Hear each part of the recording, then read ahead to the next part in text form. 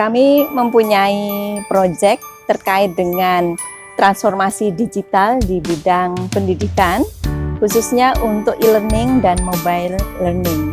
Beberapa hal yang kami lakukan itu diantaranya adalah mendeteksi gaya belajar daripada pembelajar atau mahasiswa yang mengikuti pembelajaran. Untuk pendeteksian gaya belajar ada berbagai macam cara. Salah satunya adalah pengisian kuesioner dengan standar kuesioner yang sudah ada. Kemudian yang akan kami lakukan di sini adalah dilakukan secara otomatis terhadap penggunaan smartphone.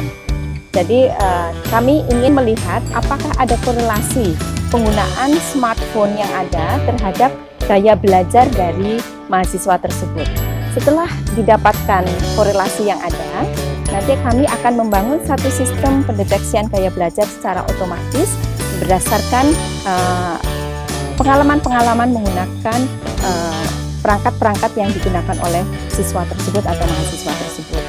Kemudian beberapa hal yang lain yaitu penelitian terkait dengan semantic learning dan menggunakan ontologi.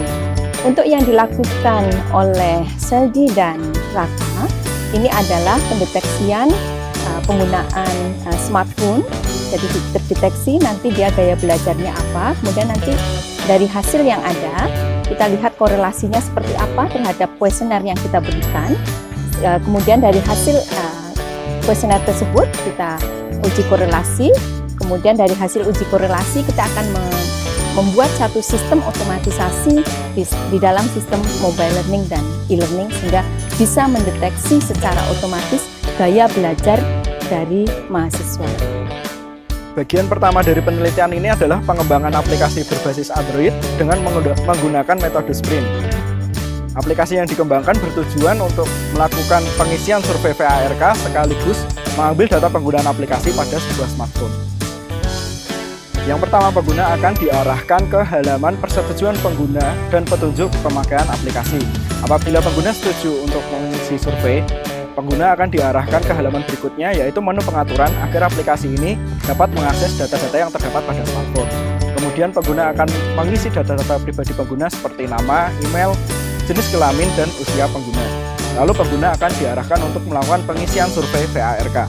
Selama pengguna melakukan pengisian survei ini, aplikasi juga akan aktif mencatat data-data penggunaan aplikasi yang terdapat pada smartphone pengguna. Kemudian hasil akhirnya adalah kedua data ini akan dikirimkan ke basis data untuk kemudian dianalisis lebih lanjut. Setelah aplikasi berhasil mengumpulkan data-data yang dibutuhkan, tahap selanjutnya adalah melakukan preprocessing dan analisis uji korelasi yang dilakukan dalam 3 skenario yang berbeda.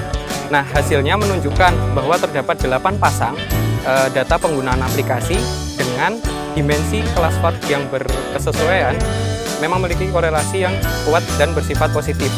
Dari situ memang dapat dinyatakan bahwa terdapat korelasi-korelasi yang signifikan antara data penggunaan aplikasi dengan dimensi kelas FOD pengguna.